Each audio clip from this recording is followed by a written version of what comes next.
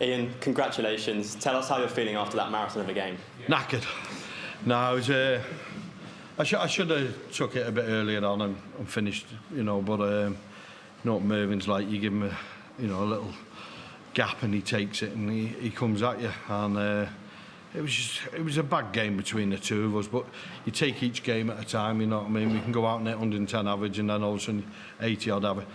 I'm not interested in stats. You win that game, you're through. What was going through your head when Mervyn threatened that comeback and came off the canvas?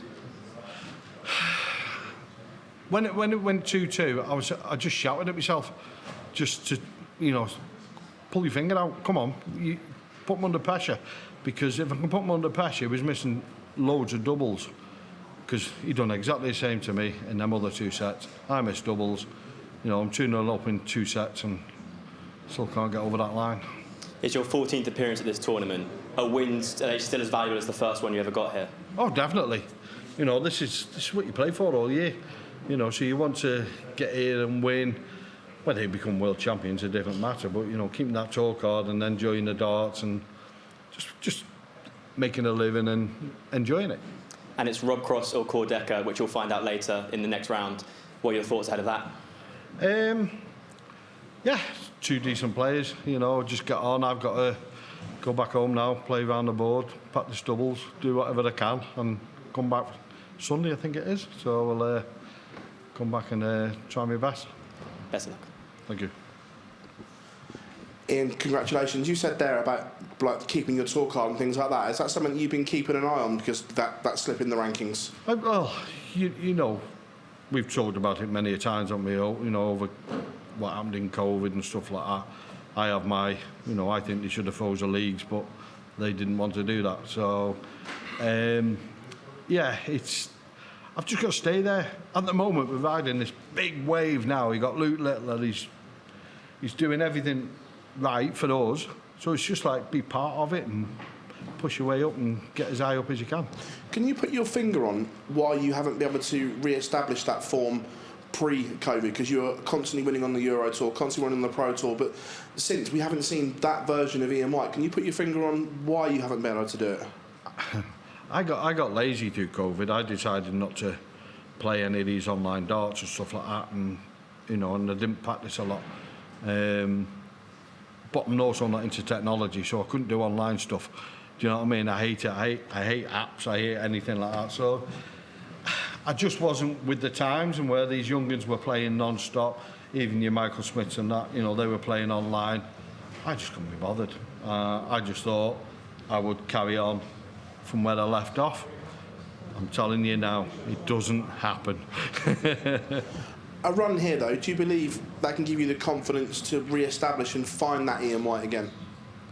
It'd be nice. It'll give you a lot of confidence, you know, and people will be looking at you. I'd like to get after Christmas again, so hopefully I'll be going out to go and win that next game and then come back after Christmas. And I just enjoy the game now, you know, have a bit of laugh with Gary and them and Mike, so a bit of fun.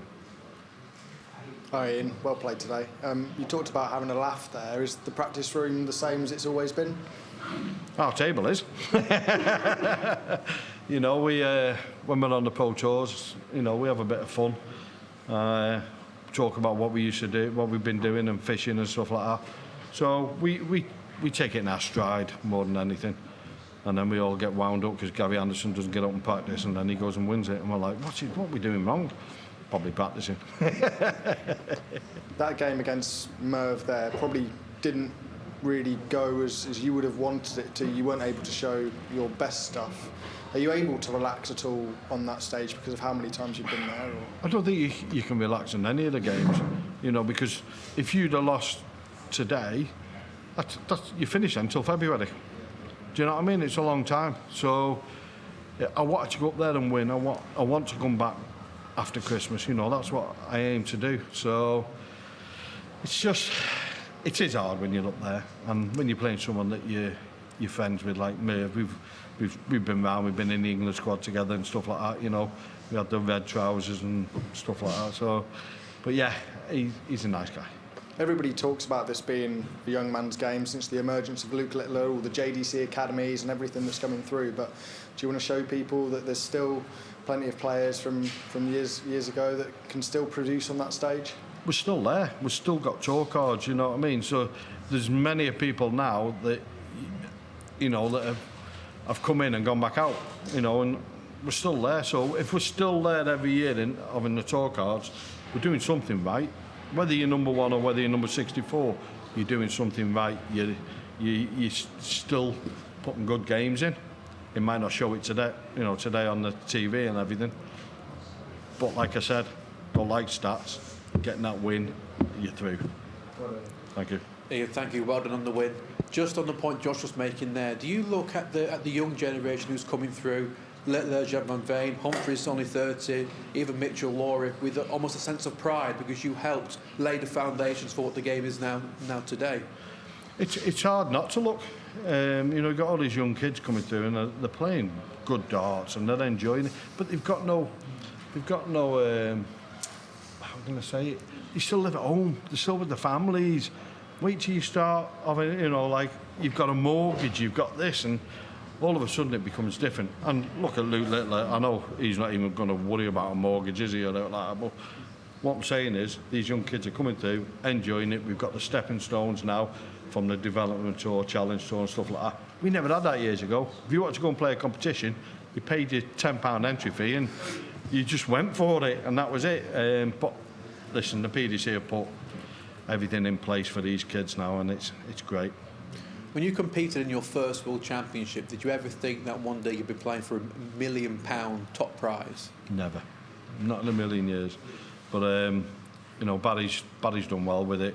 You know, the sport's getting bigger. You guys are pushing it as well on the social medias and stuff, and it's getting bigger and bigger. And to be part of it, to be on that stage and do everything, it's great. We're talking about that backstage, just saying, you know, being a part of it is nice. Cheers, Ian. Thanks very much. Thank you. Congratulations, Ian. Was it just all about getting the W today, no matter how that came, whether you averaged 70 or 110? That's all it takes, all the way through the whole competition. You know, I done well last year and then lost to Luke Littler, and I missed a few darts at double. I could have been 3-1 up in sets, but it never happened. It's getting that win. You're in the tournament now, so you get that first round win, and that's it. Then you can move forward. And does a game like that, you know, having such a war of attrition with Mervyn, in a weird way, does that sort of help you going forward now, you know, that you've been in that battle? No, it was hard work, you know, being in. I've just got to go home now and just chill and start practicing again. I knew what I was going to get with Mervyn, and I've known Mervyn for a long time, so I knew it was going to be a battle, and I didn't think it was the only 110 average up there was going to be the ages, and that was it. You know what I mean? That's all it was going to be. But it was just, I'm just glad I'm through, and that's it. And you touched on being England teammates with Mervyn and wearing the red trousers. What do you put your longevity in the sport down to? Practice and dedication years ago. You know, I was never off the board. These young kids are doing it now. Well, I'll do about 3 hours in a day, and that's it. You know, these kids are playing 8 and 9 hours now, and then they're going out at night and playing dart. Oh, them days have gone now. Well, they've gone. You know, and it's just practice and dedication. And then when I got the chance with the PDC, and through Adrian Lewis, he was a good mate of mine. You know, so I took it, and I thank everyone that was around at the time. Thank you. Ian, did you get enough credit for how well you played against Littler last year? Because it was only after he'd got past you that he actually started hitting the afterburners and blowing people away. Do you look back now and think to yourself, if only? No, because I had nothing to lose. You know, all the expectations was on him to win it. I had nothing to lose, so I really went up and enjoyed it. Now, maybe I should have gone up and enjoyed today, you know, and played like that. It might have been a different result and a bit quicker. But listen, it was nice to play him. He's won his first World Championship, and I played him on that. It's another feather in your cap, and I know he beat me, and he became World Champion. He's going to beat a lot more people, isn't he, and become World Champion over the years. At least you beat his granddad a few times. Yeah.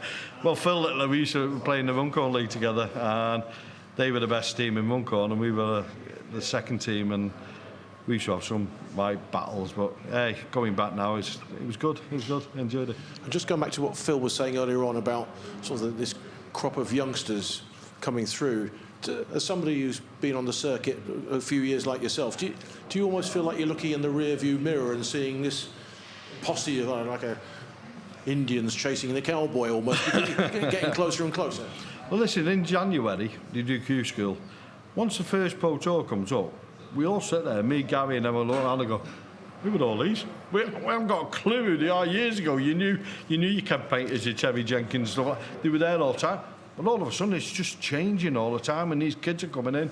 We haven't got a clue who they are, you know, and then it's nice, and, you know, like I said, it's good to be part of it.